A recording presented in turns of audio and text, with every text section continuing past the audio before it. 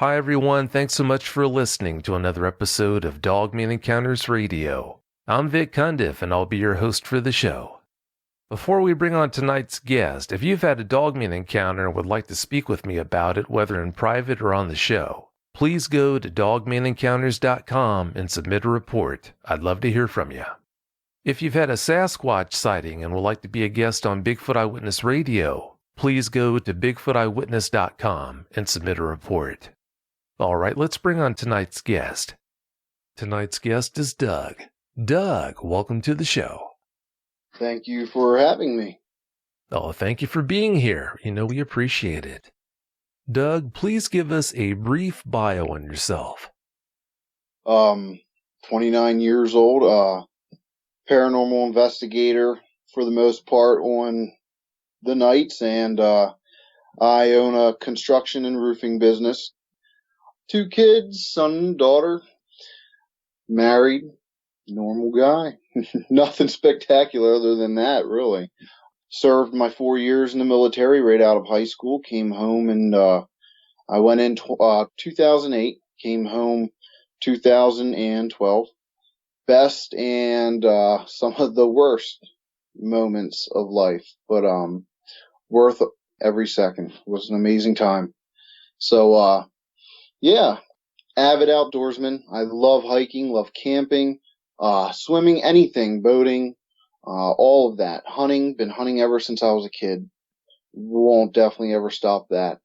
So, pretty familiar with firearms, bows, crossbows, anything like that of matter.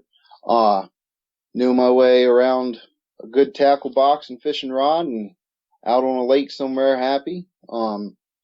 I also enjoy drawing. Very, very big thing I've done ever since I was a kid. Huge imagination. So I guess besides some of the things that occurred when I was 13 years old, when I started seeing spirits, which progressed me into the paranormal investigating, my imagination probably could rival the universe. It is unreal. So, yeah, pretty active. And I would say I must say I love cheesesteaks. It's one of the best parts about life, gotta say. Nothing wrong with that. And I've got to tell you, Doug, it sounds to me like you've really carved out a really good life for yourself. It's just a shame that you've had something huge on 2 legs with canine features that kind of tarnished it a little bit at least. I wouldn't say tarnished it. Because of being a paranormal investigator, it intrigues me.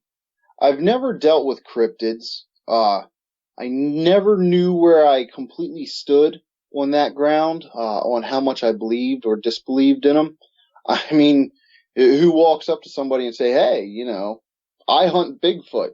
Okay, buddy. I teach my kids about the Easter Bunny. Like, it's almost, it's far-fetched and it can also be surreal, but I figure, I have seen ghosts. I've seen spirits 2 feet in front of me, face to face with me. I've had them reach out and touch my hand, pull clothing, and very many other things they've done to interact. So having so many experiences there, that is almost like meeting another person on the street. This, on the other hand, this was, like I said, it was one of my, probably my most second scariest moment, besides one of the times I had done an investigation and I had seen that very large shadow in the woods. So besides that, yeah, this was one of the most fearful ones, but at the same time, now I am thoroughly intrigued because it's something that's not supposed to logically exist in this world, but it does. And I mean, there's no denying what it was. I got a pretty darn clear, good look at it through floodlights, and it was a matter of 20 something feet away from me. So, yeah, I would say it's probably one of the most rewarding things in my life because it's not supposed to be real, but I was one of, I think, a fortunate individual, even though the experience that happened afterwards wasn't so fortunate, to have experienced it. So, hopefully, it progresses to being good, in the future. And if I ever actually manage to get out and look for one, if I decide to, after giving that many thought, hopefully that's a good experience as well. So, never know. Well, you know what they say, if it doesn't kill you, it'll make you stronger. That is very true. Another one we used to go by in the military was improvise, adapt, and overcome. And it goes right hand in hand with, what doesn't kill you makes you stronger, because, if you can overcome it, well, then you persevere through it. So, in a way, you do gain a new strength, and, it does make you a better person, especially if you're somebody that can learn from your prior mistakes without an ego. That's true. It definitely does. And by the way, I want to thank you for your service to our country. Thank you very much. I really do appreciate that. Oh, no, thank you. Do you think the large shadow you saw in the woods that time might have been a Sasquatch or a Dogman? Not at all. No, that was, we were at the Seven Gates of Hell in Pelham, Pennsylvania. There's a lot of speculation about what had happened in the past about this place. It's, supposedly back in, I believe, 37 or something like that, 1937, there was a fire at this insane asylum, and there were 7 gates that you drove through in order to approach the asylum, 7 security gates, and they say when the fire happened, the inmates got loose and the guards had to go after them. Well, obviously, the further away from the asylum you get, less inmates were there. They managed to catch most of them by the first gate that they could even get through, second gate they could get through. And a lot of people experience very bright lights going through the forest, being touched physically, in having your shirt pulled, smacked, scratched, punched, a whole array of experiences happen there. And they say if you go from gate 1 and you progress through them, the worse and worse things happen before you get to the asylum. And if it's really back there, I don't know. I personally never made it past gate 3 because being there, I've been there 3 times. And the third time was the time that I will not go back. When we had come out, we were pulling away, and what happened was, it was me and my buddy Jared, and his girlfriend, and some random friend she brought from whoever, from work that day, I believe it was, and we all went out there, and Jared and I went through the first into the third gate. The girls were afraid to get out of the car, so we went off on our own. Second gate, I would say, is maybe about 150 yards from the road that you pull off on. Now, mind you, you can't park. Like, for anybody listening to this, you cannot park at this place. It is private property. You will be fined over $400. Please actively watch it. You need permission by the landowner, which is very hard to obtain, I will honestly say, to be there. So we had obviously snuck on, being young and dumb and trying to really, pursue these very haunted places. We had snuck on, which I do not recommend doing. And went through. Well, we got to about the second gate, and we heard the girl screaming back at the car. There's a house right there, right beside the first gate entrance.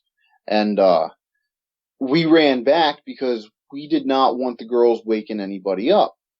So we managed to get back to the car, and something took off through the cornfield that was directly across the gravel road that we were on.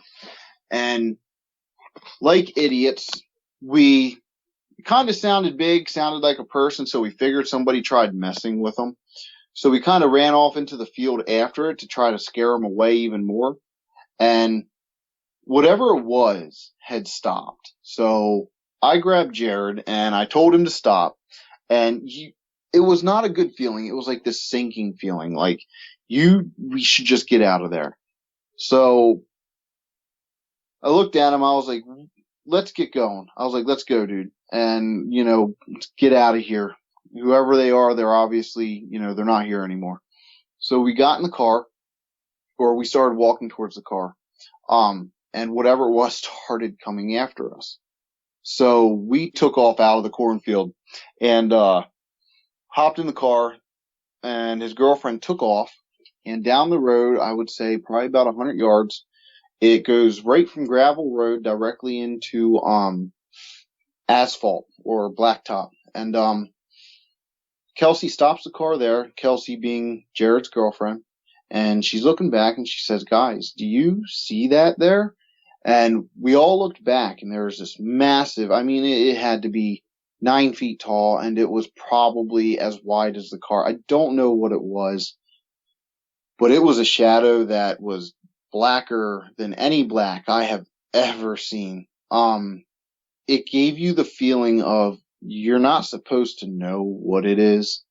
It is a horrible, horrible feeling. It feels like it knows all your horrible secrets, and like it has violated you in as many ways as it possibly could. So after that, we never went back. I don't ever want to experience or encounter that thing again. Whatever it was has not walked this earth physically. It is not, there's no way. It is old, and it is not friendly. So experiencing all that, yeah, it's not a good time. Yeah, it's something. I just don't understand why people go into places like that. That sounds like a good opportunity for having a self-deprecating moment. You don't expect it, which is kind of my case with the Dogman. I didn't take it seriously. I underestimated it. It's one of those locations where everybody says it's haunted, but then there's almost equally as many critics saying, oh, it's not real. Nothing happens there. It's just all in your head. The asylum never existed. Whether or not it existed, I don't care. Nobody has ever made it past the 5th gate that I know of, and I don't think anybody really ever will. They're starting to develop back there now, new housing units and whatnot. So I don't think whatever's back there now, the woods or the field or whatever it is not going to exist for very much longer. I do hope that none of them houses get possessed or, inhabited by the spirits there. But yeah, no, I didn't take it seriously, and I should have, but at the time, it was in my earlier time of investigating where it was just kind of almost funny, like we would scare each other, and that would be that. It wasn't taken very seriously. But yeah, young and dumb, that's why we went there, I can honestly say. Do you think the paranormal experiences you've had and the work you've done as an investigator helped you deal with your own encounter? Yes. That, and I'm already an open-minded individual, so it's not hard for me to believe. Also, I firmly believe in seeing is believing, and there's no denying, I can't deny what I saw in front of me. It's just, wrapping my head around it completely is the thing. So, but no, yeah, you're right. I think that is a bigger part in helping with it, because you don't walk down a hallway expecting to see somebody who is dressed in 1910 Victorian garb. You don't expect to see that. You don't expect to go to Gettysburg, Pennsylvania, and go back to the desk and give them a compliment on how great their battle reenactments are, and the person to say, well, we didn't have any reenactments going on today. You don't expect things like that, but you've seen it, you heard it, you smelled the smells, all the sensations were there, all the feeling, all the emotion, it was all there. So how can you deny, what was right there? Well, seeing is believing. If you see it with your own eyes, how can you deny it? Before you tell us about your encounter, Doug, please tell us about the place where it happened. The place where it happened, it was upstate New York, around the mountains, and it was my dad's buddy's cabin. I would say cabin because it's log, but it's also the size. It's a 3-bedroom house. But it happened up there on his property, and that's how pretty much the whole story came in fruition, really. He had invited me up there because my dad has been on some of the investigations with me, and he has a good time. We help host larger scale investigations with the general public, paranormal wise, not, cryptid stuff. And, so I guess he talks, to his friends at work, told him about what he did on the weekends. And well, he told this guy what I do and, I guess where he's been with me. And the guy sought him out at work and was sure to tell him, his experiences and to let me know, about them, or, if I felt okay with contacting him, if I believed him.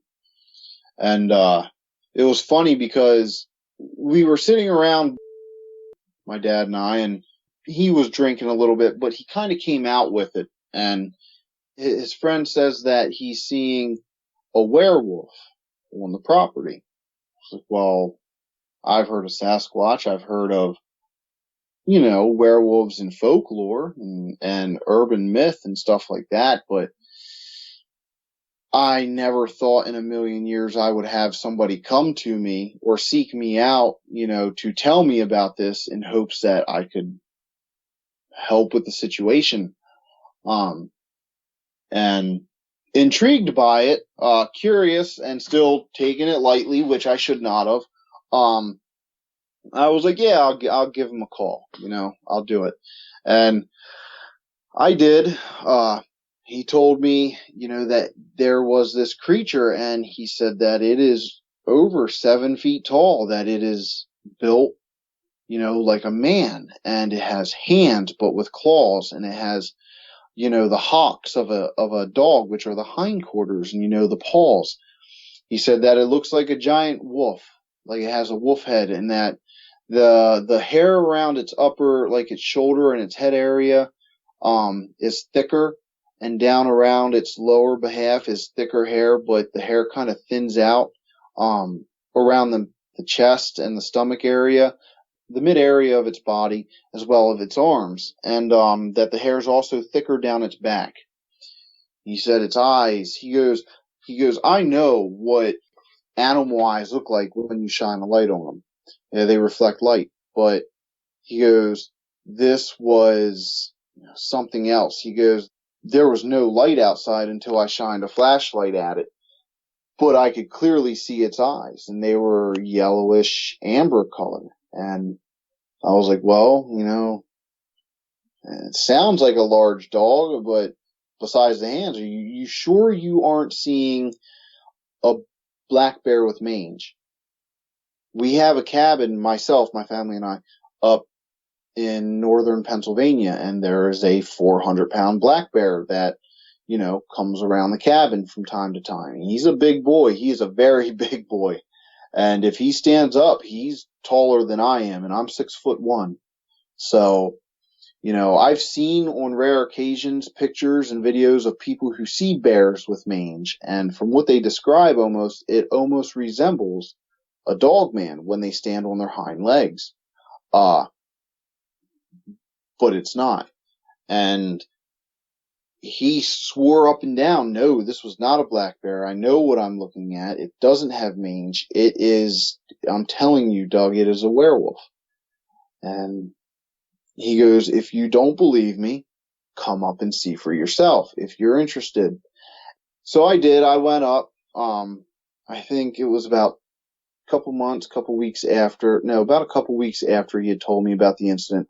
I arranged to go up with him and his family. And we stayed the week. It was nice. I looked around the house. Now, it's about a good 8-mile ride uphill, up this mountain to get to the property. And it's the kind of property where your neighbors are about, I would say no less than a half mile apart from you. I mean, they're few and far in between. It has woods all around it. It is not, open woods either. It's denser forest. And, when you pull up to the driveway, you pull off the road. You're still going uphill, mind you. So you go up this big rocky roaded driveway, and you finally pull down back to the house. And it is a 2-story cabin, log cabin. Walk in the front door. Off to your immediate right is the staircase that goes up to a loft-like area, and then there's 2 bedrooms up there, which is where my dad's buddy and his wife sleep, and his oldest daughter sleeps up there. And down on the first floor in the very back of the cabin is another bedroom, which is where his other daughter sleeps. And very, very open layout in the front room. Then it goes back to a middle room and then an open kitchen, which is very nice, which has glass sliding doors that goes out onto a deck. That extends about 13 feet out from the rear of the house. Mind you, they have some large dogs, so they have about a 5-foot chain link fence that goes around the backyard. And at the back of the yard, there's a gate that opens. It's a double gate, so you can let in and out the what's he use? The off-road vehicles between gators and ATVs and stuff like that. So right behind that is woods, and the yard extends about 50 yards behind the house. And then the woods are, I would say, about another 10 feet past the back of the yard. So, going up there, just kind of walked around the perimeter, and I noticed tracks. I noticed it looked like a large dog, and I figured maybe it's a bigger coyote, maybe somebody's, shepherd or some kind of mutt got loose, and it's just been thriving in the forest because of its size, and it knows how to kill. Or, maybe it is a wolf, and it's just a larger wolf. I've seen videos of some pretty large wolves out there, and I've stood next to some timber wolves. They are not small creatures, in general.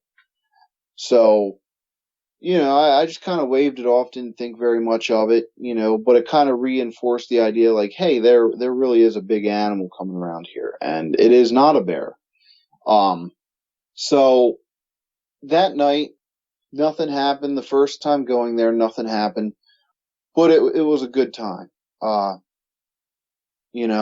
let them know, if anything more happens, when you guys come back down here, to get a hold of me again, and I will do my best to come back out. And it was about another 2.5, maybe 3 weeks, I want to say, before he had called me up saying, hey, it is back. He goes, my daughters came running, up through the gate in the backyard, came hauling into the kitchen screaming, that they saw a large wolf. They saw a big black wolf, but it had man's hands, like it had human hands. And they kept telling their dad that, and he figured that, since now his kids have seen it and have been exposed to it, it was now time to maybe really do something about it. And so I've hunted large animals. When we had talked last night, I told you the grizz that I had taken out with a 308, or not a 308, the 300 Win Mag. And I know what it's like to pretty much bring a knife to a gunfight, or if you will, a pea shooter to a gunfight, but still come out on top with it if you have a good shot placement. Well, when I had gone back out, I had taken my 308, which I know for something the size that he is describing this creature as, a 308 will probably just piss it off, most likely. If you can't get a chest or a headshot on it, you might as well just count your blessings, and hope it goes the opposite direction. So, it wasn't the first night being there. I would say it was 2 nights in. Everybody was asleep. real early in the morning, between 3 and 4 a.m., I heard the recycling bin get knocked over. Figured, okay, it's a coon. You know, raccoons do that. They've been out here. I've seen them firsthand. Getting into the garbage, we've scared them off with the BB guns. It's nothing new. So I walk out through the kitchen. I have my 308 with me. Mind you, I was sleeping on the couch. So I walk up to the back screen doors. I flip the lights on. His backyard lights light up the entire yard. They're floodlights. You don't miss anything. It lights up fairly well into the wood line too. And so there was nothing there. And I made sure to look, you know, side by side as if you're looking across the street, just to be extra sure that, you know, no little critter or some kind of actual animal, like say a bear, managed to go in there and was, you know, sitting around the edges of the deck still. So I opened the door and, you know, I looked out. Nothing was there. So I just rested my rifle against the door frame, slid the door the rest of the way open. I picked up all the cans and everything, put them back. The moment I turned around and started shutting that door, I had my rifle in my hand. Managed to get the whole way shut, and the floodlights are an automatic thing. They kind of set on a timer, so once you turn them off, his don't turn off right away. They give about, I would say, 20 to 30 seconds before they shut off, unless something moves in front of them. So I turned back around, the lights flicked off, and then they flicked back on. And I noticed it, but I was just like, whatever. You know, I didn't hear anything, so, you know, a moth can trip that sensor. This growl comes through. I mean, very low-based, just nasty, very guttural, deep-throated growl. And I mean, I've heard black bear, I've heard grizzly bear, I've heard cougars. The only thing I could relate a growl like this to would be almost a large cat, like a tiger or a lion. It was just not something you hear in the United States. And I turned around, and the deck is about 2 feet off the ground. So it's about 2 steps that go up onto the deck. And at the end of these steps, there was this freaking wolf. And it was massive. It was hunched down forward. Its ears were pointed forward as if they were like a German shepherd's, like the way they face forward on the top of their head when they're alert. It was not a bear. There was no mistaking it was not a bear. The muzzle was not tawny colored of a black bear. It wasn't short and stubby. This was a long, broad muzzle. The teeth were not small at all. You could see these freaking canines. They look just like a wolf's set of teeth, just larger to a greater scale. And the fur was jet black. It extended, you know, it was long. I would say almost kind of like when a long-haired dog loses its winter coat. The hair was longer and thicker up around its shoulder and its head, and it's kind of like above the chest line of it, like the upper part of its pecs, because it had pecs. This thing, it had the chest of a man, the arms of a man, but of a man that has been on steroids, I would say, for all of his life. Now, the fur going down its arms, though, it wasn't as coarse or as thick. It was shorter. It looked like it would almost be softer going down its arms, but it outlined the muscle that it had. And I mean, its eyes really did look like they glowed, like my dad's buddy had said. Like, they don't, you know, not only reflect the light back, but they actually have a light of their own almost. And I mean, It was big. It was probably up to my chin, just hunched there. It stood up, and the hair was thicker down around its waist, and its, hocks. They're hocks, the hind legs of a canine. It had those. But the thing was freaking, it was built. It was muscular. And I didn't know what the hell to do, because this thing's not supposed to be real. It's like, to make sense of it. And you could, I don't know, it felt like it looked through you almost. And I brought my rifle up really quick and I fired a shot. I shot straight through his glass sliding door, through the screen door. I imagine I had to have hit it. There was no blood trail, there's no nothing, but at the same time, I know darn well I had to have hit it. But when I pulled that trigger and the rifle went off, that thing was already all but just gone. Like, the moment it whirled around, it cleared the yard and was gone into the woods. It was that fast. Something that looks like it could weigh 400 pounds had just cleared 50 yards and a 5-foot chain link fence in pretty much a blink of an eye. I just stood there, and I don't know if you know what buck fever is. A lot of first-time hunters get it. When you go to aim at the animal itself, you start to shake or tremble. And sometimes a lot of guys will, or I can't say sometimes, a lot of guys miss, or a lot of people miss, because they can't control their body trembling. And you start to cold sweat and stuff like that. This was that to a higher degree. My dad's friend came running downstairs, screaming, "What's going on? Are you okay? Is everything okay?" And,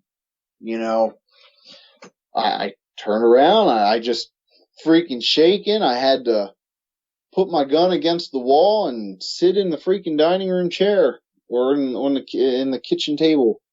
And I was like, "You're not lying."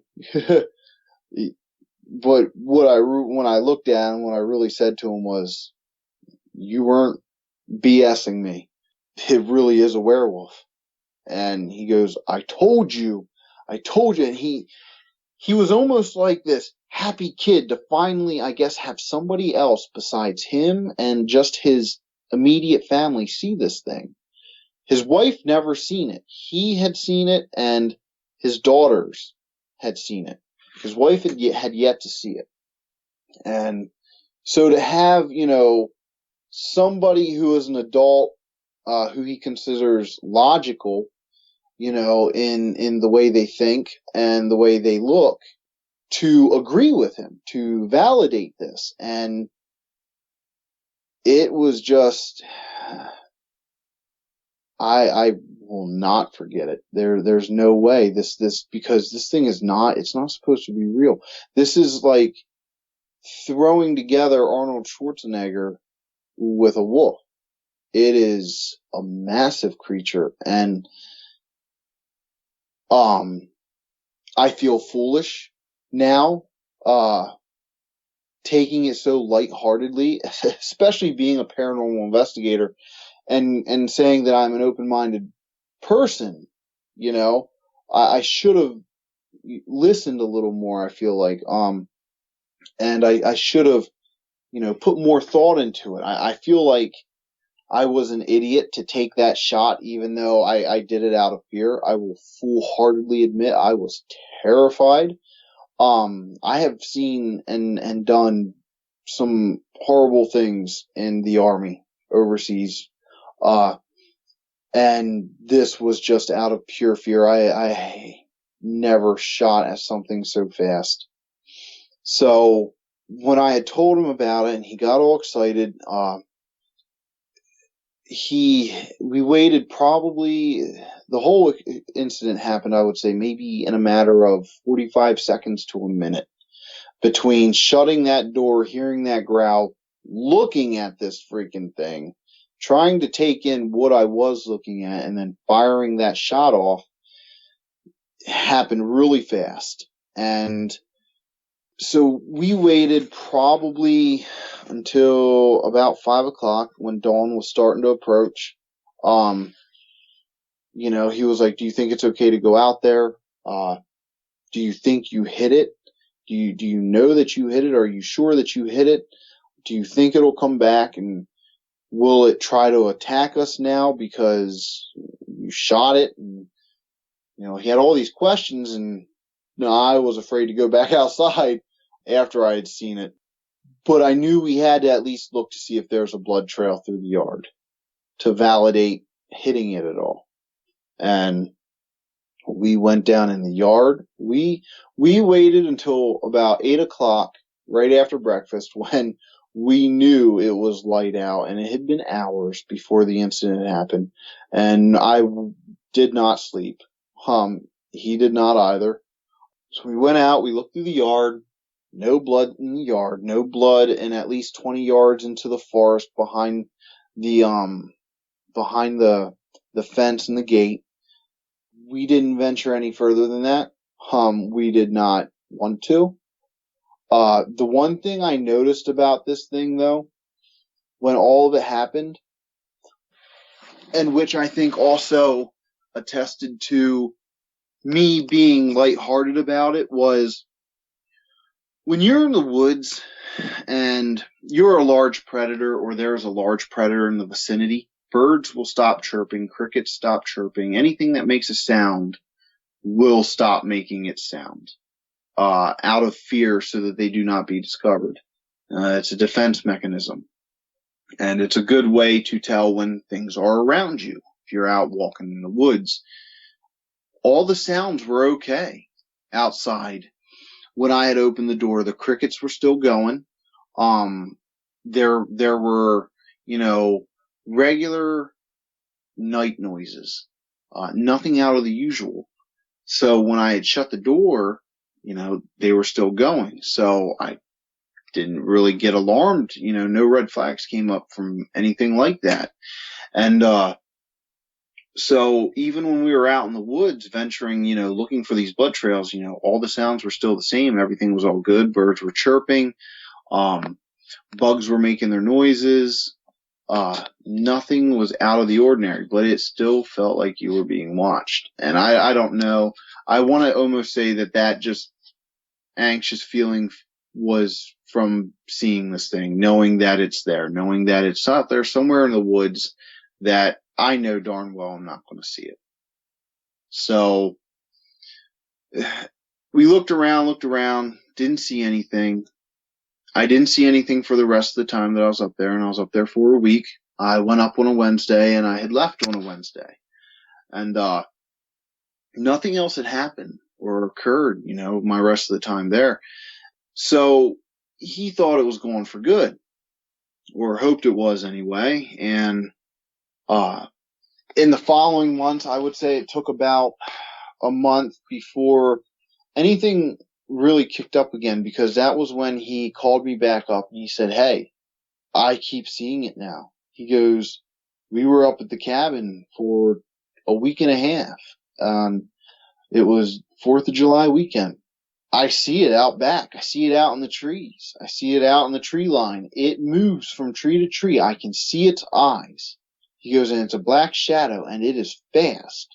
He goes, "But it is there, and it watches. And that's all it does, is just watches."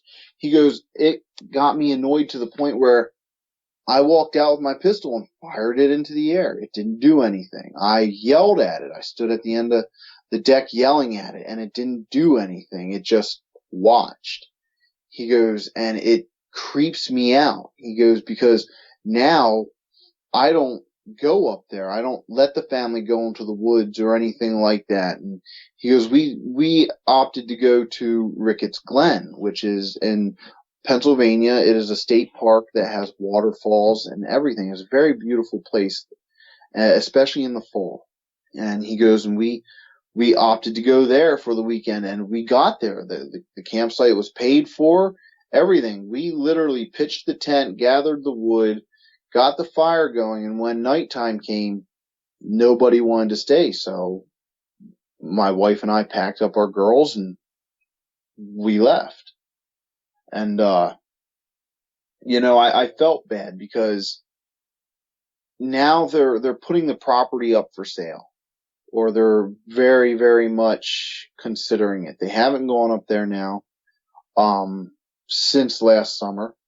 The only time they've gone up there was to just kind of take care of the grass, get the dust out of the house, clean it out a little bit, get the water going, and you just kind of maintain it. But they don't stay up there for no more than a night if they have to, he said. So I would love to go back up there, but at the same time, when we had talked the other night, you had said about they can be vengeful. And if that's the case, that could have been the reason, this thing was watching so intently at the family afterwards, maybe hoping I would be there or something. I don't know. As a paranormal investigator, not having a firm foothold on where I believed with cryptids, I can honestly say, werewolves are real. As crazy as I kind of still feel like saying, or feel when I say that. And, I do want to go back because it's intriguing. I mean, come on now. This thing's not supposed to be real. How the heck it's created, I don't know. Is it magic? Is magic real too? Or is this a whole separate entity on its own, just some kind of creature from evolution over time? Because whatever it really is, I mean, if it really wanted to hurt me that night, it cleared 50 plus yards in all but a blink of an eye. There's no way I would have stood a chance at reacting to that thing if it really wanted to hurt me.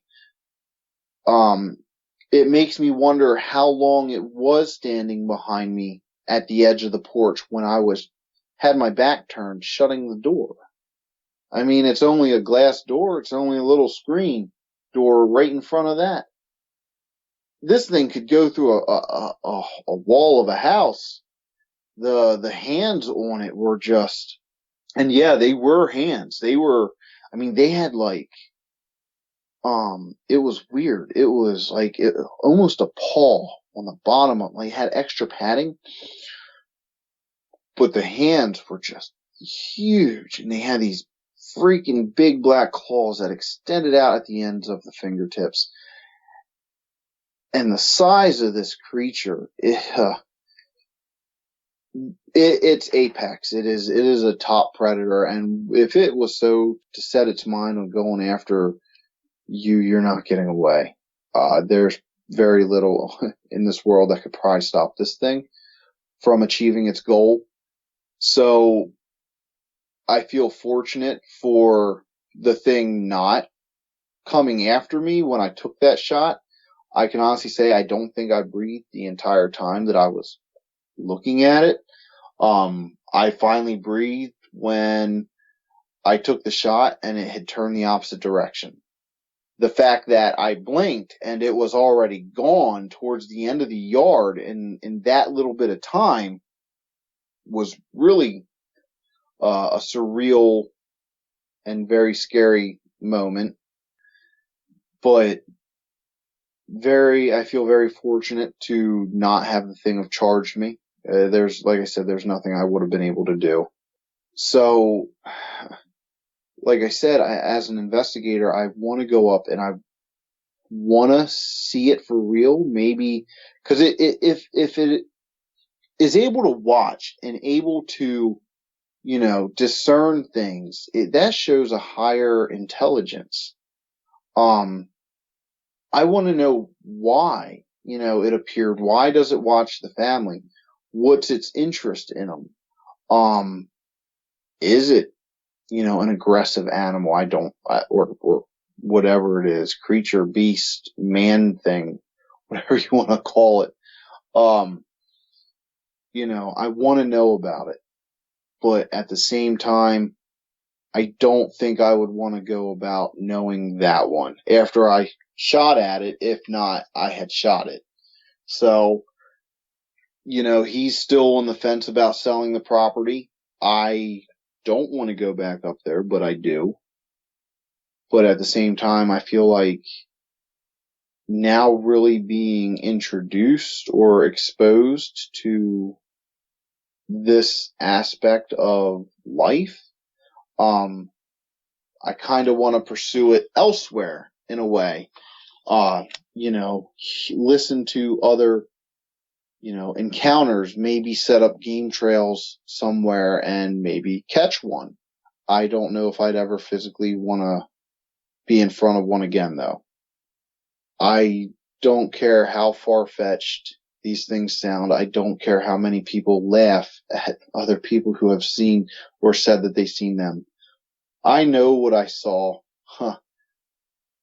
And there's no denying it was not a black bear. It was not a black bear with mange. It was pretty much Van Helsing in the freaking backyard, to put it very mildly. So, very, very scary experience, I can honestly say. Oh, it sounds like it. How sure are you that it crossed that 50 yards of open ground and went into the woods instead of just running around the house to where you couldn't see it? I'm very sure. It whirled in a 180. One thing I noticed, though, when it whirled around like it did, there was a tail. It had a tail. It was kind of like a thick, bushy tail, almost. More like a wolf tail, but not... it wasn't very big, but there was a tail. But it took off down the yard because I could see its back. It didn't go up over, because when you look out on the porch or on the deck, if you will, directly out to the left side, out as you're looking out at it from the sliding doors, there's a big wrought iron table that seats 8 people. 3 people on the side, on each side, and 1 at the end of the table, at each end of the table. And it has an umbrella that goes down the center of it that they keep open all the time. Directly behind that, against the wall of the house, is the grill, and off to the right is it's like this big castle that he has for his daughters that they play in, and they have like this stack of just toys and whatever that they play around with off. So it wouldn't be, I'm sure the thing could have probably cleared all of it if so it desired. I have no doubt in that, but it took off, I guess, the way it came. But it was just fast. Just really, really fast. But yeah, no, I remember seeing the back. It was that quick, just straight out through the yard. You barely even heard paw, like, the thumps or the sounds of its paws hitting or hands hitting, whatever you want to say it has, hitting the ground and taking off. So, yeah, it went straight down through the yard, right up over the fence and into the woods. But it seemed like one fluid movement. Almost like it could just jump it. I know it can't jump 50 yards, and I know it didn't jump the 50 yards. It did run, but it went that way. There's no mistaking which way it went. I didn't take my eyes off of it for a second, just for the main fact that I couldn't believe what the heck I was looking at. It was 20 feet away from me. So I'm very sure it went down through the end of the yard. Oh, no, I believe you. Yeah, I wasn't there and you were, so no, I definitely do believe you. Did you see any areas on its body where its skin was clearly visible? If you did, could you tell what color it was? The hands. The hands and like up on the wrist and kind of going up the arm a little bit. The skin was black, almost black. It was like a grayish, blackish. Oh, it looks like leather, almost, I would say, because that was the one thing about the hand. It had fur, thick tufts of fur on the knuckles, but in between the fingers and where the claws were, I can't say nails because the things are just talons. It was leathery black, like a dog's paw almost. Like that. It smooth. But that was, and on the neck, you could see a little bit up on the neck, around like the jugular area, and where, like if neck muscles were strained, it puts a pit, in the center of your throat. You could see a little bit in there. But besides that, normal places inside of its ears, and the ears on the ends, they came up in like a little tuft, like a little, point that came up off the ear about an inch. But that was it. Solid black jowls, or the lips, the lining of the lips. The nose was solid black. So yeah, those were the only places I could actually see any sort of skin. And it was a boy. We will put it that way. It was definitely a boy. Or a male. I can say that. Because when it stood up, it was clear as day. Oh, I'm sure it was. If you're sure you shot it but didn't find any blood, how would you explain that? Size of the caliber of the rifle. 308 isn't a very large caliber tip. Now I've seen guys take down very, not very large, but they've taken down elk with a 308. Like I said, it's all about shot placement. Normally something that size, a 308, is not going to do much to it. It's like almost shooting, it's like almost trying to shoot a moose with a 9mm. It's not going to happen. The size of this thing and the muscle that it packed, that shot wasn't going to be doing very much to it. And if it passed clean through it, there's not going to be much damage at all. The round I had wasn't exactly a hunting tip. It was more an accuracy round. So it was for, more like shooting at the range. I didn't take a hollow point or a lead-filled tip with me. Kind of glad I didn't at the same time, but, because I shot out of fear and out of a reaction of fear, I didn't give myself the time to think, should I shoot this thing or not? And if it never meant me any harm, which it just kind of seems like it just wanted to kind of freak me out or spook me almost, I would feel bad causing it harm. But that would explain that, depending where I shot it, if I have managed to hit it, which I'm pretty gosh darn sure I did. I'm no stranger to rifles. I operate them just fine. I shot expert for Fort Benning, Georgia, which is saying something. There's no missing that. It happened. I aimed right at that thing. There's the size of it. It's like trying to miss the broadside of a barn. So if the round had hit it, being a high velocity, finer tipped round, it's not going to blow a big exit hole out of it per se. So yeah, that's if the round managed to make it through it.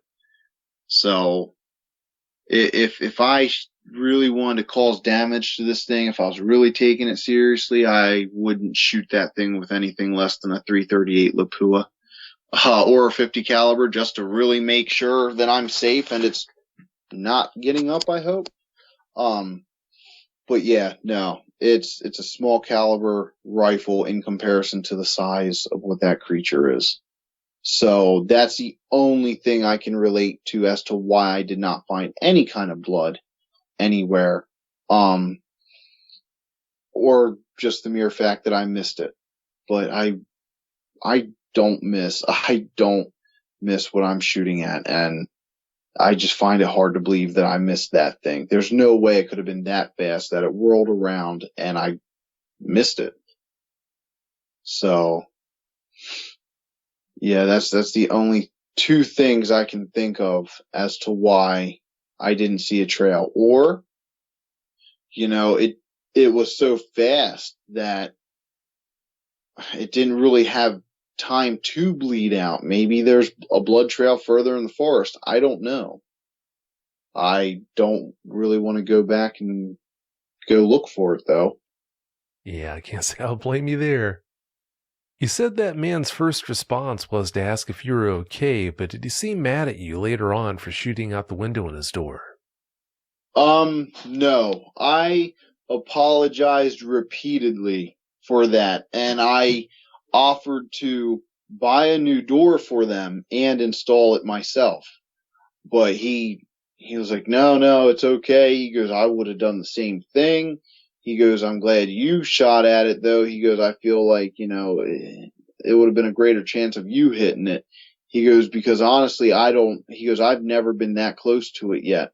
And if it was that close to me, he goes, I probably would have just had a heart attack and died. He just more appreciative, I guess, of the fact that I was out there and I seen it and I took a shot at it and hopefully had put a stop to it making an appearance. But it didn't. Like I said, it pursued, for another couple months, just adamantly watching them when they were up there, to the point of where now they are really, really on the fence of just selling the place because he doesn't know what to do.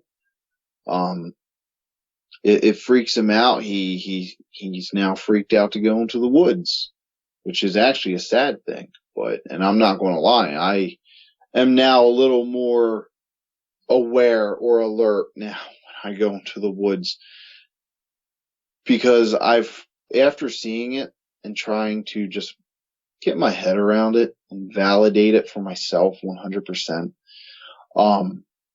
so that I didn't sound even like an idiot to myself saying I saw a Dogman or a werewolf or whatever you want to call it. I listen to a lot of people's stories, and these things seem to pop up all over the place. And I don't want to encounter one again in that kind of situation. I don't think I physically want to encounter one again, as much as the investigator in me says, no, you want to see it, you want to know about it. But yeah. So we'll see. He wasn't too upset about it. He was just more happy that it's been validated. You mentioned that he's thinking about selling his home now that he knows that Dogman's around, but do you know if he plans to warn potential buyers why he's trying to sell it in the first place? I asked him that jokingly. I kind of jokingly, mentioned around that. Because when he told me he would consider selling it, I said, well, what about the next person who moves in there? And I was like, what do you want to do? Tell him that Lassie on steroids is stalking your backwoods? And he just kind of laughed, and he was like, honestly, I don't know what to say. He goes, it never caused us any harm, and he goes, and it hasn't been around, for a little bit now, but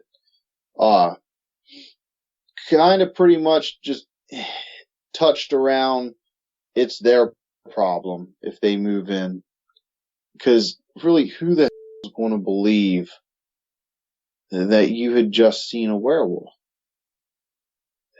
You can't just walk up to a buyer. They're going to think you're nuts. And then you're not going to sell the house just out of people thinking you're just whacked.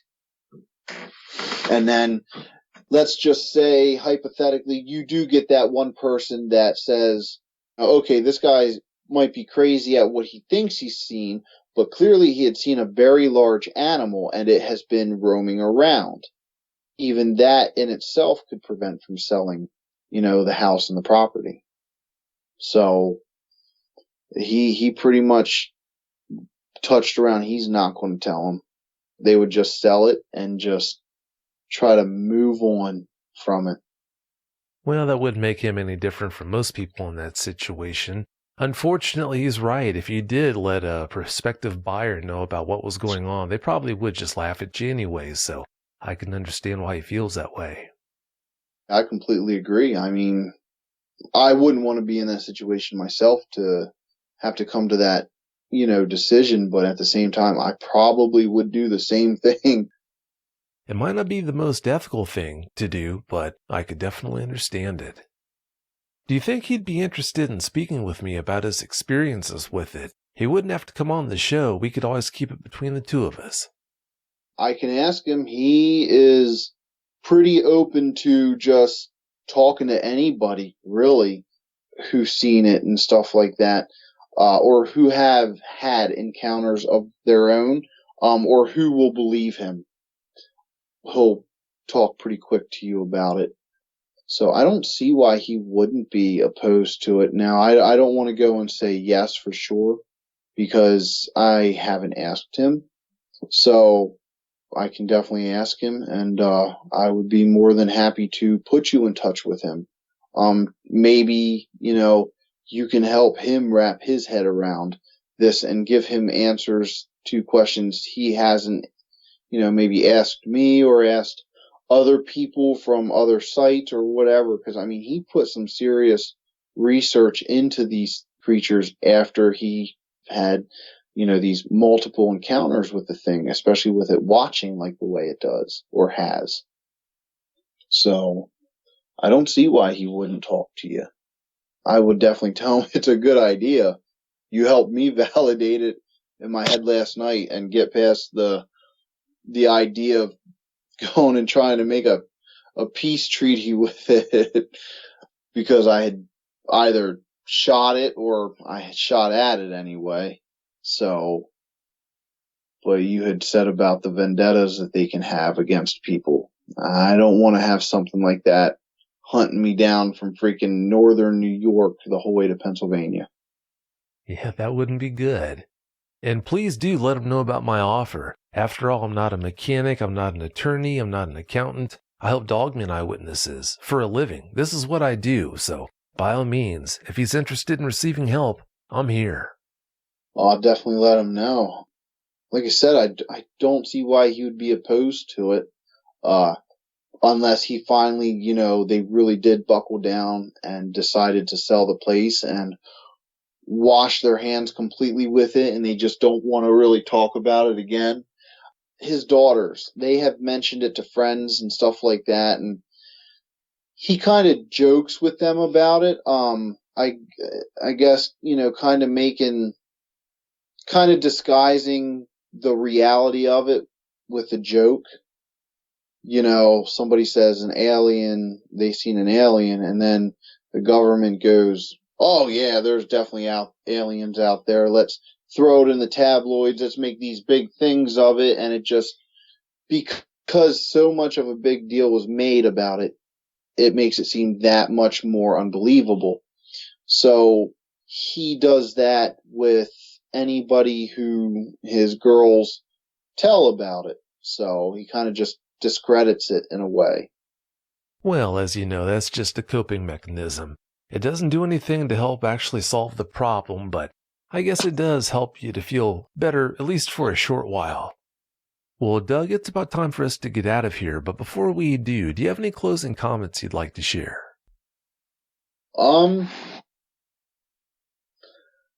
If you ever see one of these things and you have a gun, please don't shoot at it. Don't do that. I don't think I would recommend physically trying to interact with it. You can't mistake it for what it is. If you do see one, don't try to play it down in your head like you did not just see a werewolf, because yes, you really did. It's very, very clear difference between this creature and a very, very large bear or whatever else in the woods. It is very unmistakable.